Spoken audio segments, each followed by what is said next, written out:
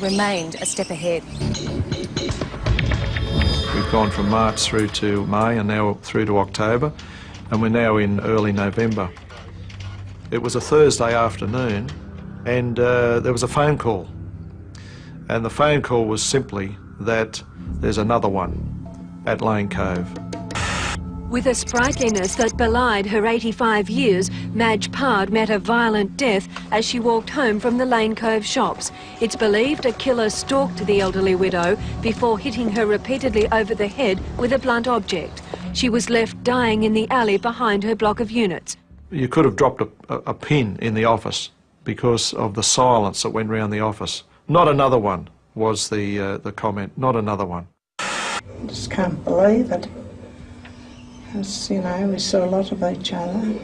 A friend of Mrs. Pard's was among the first on the scene. Well, I thought she'd had a heart attack and rushed to the big house to ask Gracie to ring for the ambulance. Mrs. Pard dropped her 2 shopping bags the moment the attack began. When she was found, she was still wearing her wedding ring, but 3 small money purses were missing. There was similarity with the victim, there was a similarity with the crime scene, there was a similarity with the method. Same time of day, she'd been shopping. Everything was similar to what we had. So we now had 3 murders and 1 attempted murder. And just like the similarities in the murders, this crime scene had been cleaned up before the forensic team arrived. There's a lot of frustration because we were potentially losing evidence again. We could have found evidence that could have indicated things such as the number of times the person was hit. There might have been some shoe print evidence at that particular scene, and being washed down, again you lose that potential to recover that sort of evidence. A very extensive examination of the crime scene was made and a number of items were located. This included a pipe, some barbells and a fence post, which may have been used as a murder weapon. Even though these injuries were severe, what wasn't present was massive skull fracture.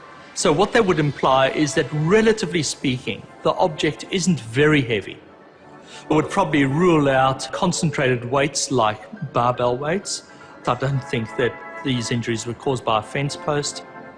There was really nothing in these injuries to indicate that it was one weapon above any other. With strong similarities to attacks on elderly women in Mossman, police today renewed their manhunt.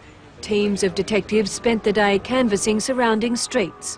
Gripped by fear, elderly people on the lower North Shore now are varying their daily routines. No, well, I'm scared to come up here and get back safe. I don't mind telling you. I am. I wouldn't walk. So we worked that night. In fact, we worked right through the night, right through Thursday night into Friday morning. And I told the team that early Friday afternoon I was going to head home for the weekend and hopefully have a day off and come back fresh.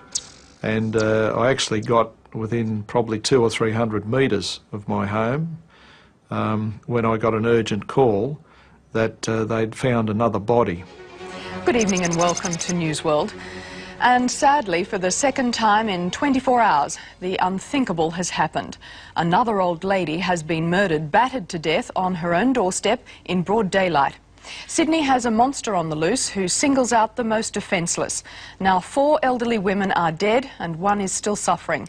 The latest killing happened here at the Wesley Gardens Retirement Centre at Belrose in Sydney's northern suburbs. At first, nursing staff thought the victim had died after a heavy fall. It was quite obvious when we arrived and had a look at this latest victim. She'd been strangled with her own pantyhose, and her purse that was near the body had been interfered with, and it looked like some money had been stolen. And here again tonight, well-meaning people who never dreamt a murder took place may have accidentally interfered with a crime scene. As happened at Lane Cove last night, the area was washed away before the police arrived. I did ask them what they thought of the stockings that were tied around the neck of the deceased person, and they indicated that they thought perhaps she was trying to keep her neck warm as a scarf.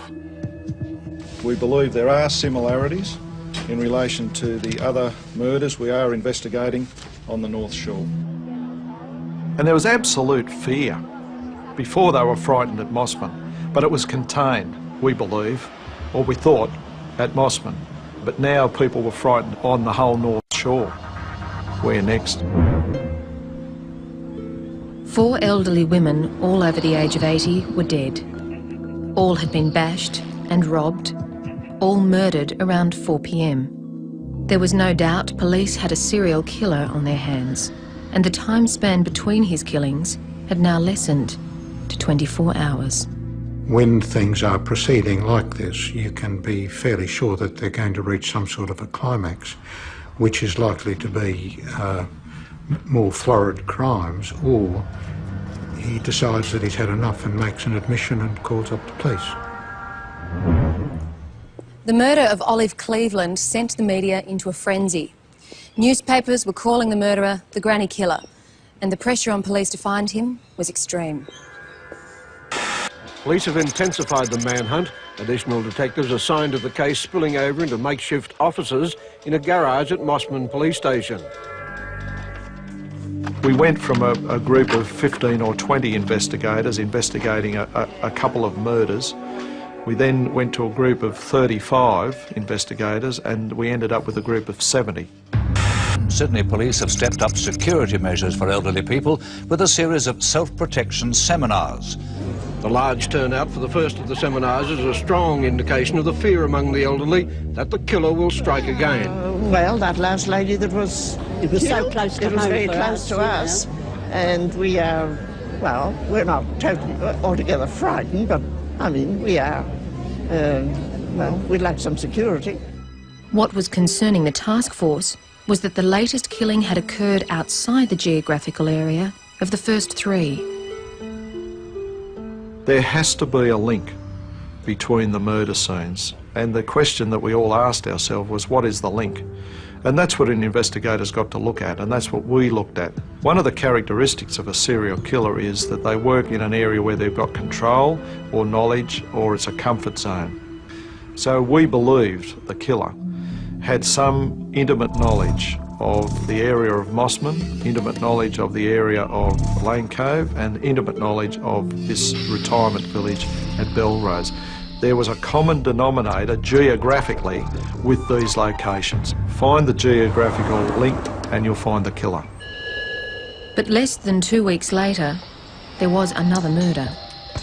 The granny killer had returned to a street not far from his first victim. A widow who lived alone, Muriel Faulkner, had recently suffered a stroke. Sometime after 4:30 on Thursday afternoon, she became the North Shore killer's 5th victim. Mrs Faulkner was strangled and bashed, her body found in the blood-stained hallway by a visiting neighbour. The injuries here were severe head injuries caused by a blunt object again, as well as strangulation, and then what appeared to be a displaying of the body after death. This was an addition to the previous cases, and again indicated to us that there was a progression in terms of severity. It's usual for people who are committing a series of offences to become more confident as time goes on, or to do things in a more deliberate fashion because they've had a bit more practice. That's fairly classic among the development of offences of this nature. He had plenty of time with Mrs Falconer because he somehow succeeded in getting into the house. Once into the house, it would have been easy to subdue her, and once she was killed, he had plenty of time to arrange the body, do whatever bizarre things pleased him and made him feel good, and then depart. The amazing and outstanding factor about this crime scene was that it was the first pristine crime scene that we had. It was a crime scene inside a dwelling. And one of the things we noticed was that there were some shoe prints in blood. We immediately thought that these could well in fact be those of the attacker. But there was a problem. The shoe prints weren't very clear.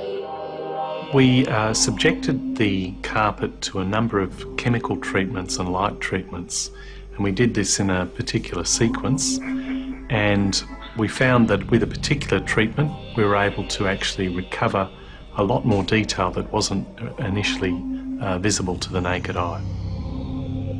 We could see sufficient detail to determine that this was some sort of business shoe or some sort of perhaps military shoe. even though a lot of young people have large shoes. It was a type of shoe that is worn by not so much a juvenile but a more mature adult male person. We're now starting to move towards it being an older person rather than a younger person. One of the issues that came up was the very neat arrangement of things. I think the stick was put in a particular place and the victim's shoes were arranged in a particular way. And people who are taught neatness and who learn to live a life of neatness have often spent a lot of time in the military. Troops are today pounding the beat on Sydney's North Shore to protect the elderly from the serial killer. Hello, ma'am. How are you? Good afternoon. Now believing the granny killer was an older man, investigators decided to re-interview previous witnesses, hoping to prompt fresh memories. I was asked to go and speak to the neighbour of Muriel Falconer down at Mossman. She opened up a little bit more than what she did initially to the police and told me that she had saw a grey-haired man, quite portly, and he looked like a doctor. And on our way back to the office, I said, how perfect would this be? A portly old man with grey hair in his 60s running around committing murders in Mossman, and who would suspect him? It was first thought the granny killer was a young man, but now police had a shoe print and a sighting at the last crime scene that suggested someone older. And there were also those indistinguishable grey hairs on the gloves of the second victim. I said, how perfect would this be? A portly old man with grey hair in his 60s running around committing murders in Mossman, and who would suspect him? Detective Tuxford now went looking for reports of the grey-haired man at the crime scenes, and the result was chilling. We went back to the Lane Cove area. I did locate a number of people who in fact saw a middle-aged man with grey hair. G'day, love. Let me carry one of those for you. Oh, thank you. The grey-haired man assisted this neighbour of Mrs. Payard's to her unit, and this neighbour thought what a lovely man this man was to assist her with the groceries. So again, a grey-haired man had been placed at the crime scene. But was this man a good Samaritan, or indeed the killer? Then a report of an assault a month before the first murder and near to that crime scene gave detectives a lead. She was visiting from Queensland and she had been shopping for the day and was walking home to where she was staying. The assailant bashed her over the head and took her handbag, money. Luckily for the detectives, the victim had taken good notice of her assailant as he walked by. No longer was he just the grey-haired man. Detectives get this gut feeling. I had that gut feeling, and I knew that was our man. But they had no name for him, and it was now 3 months since the last murder.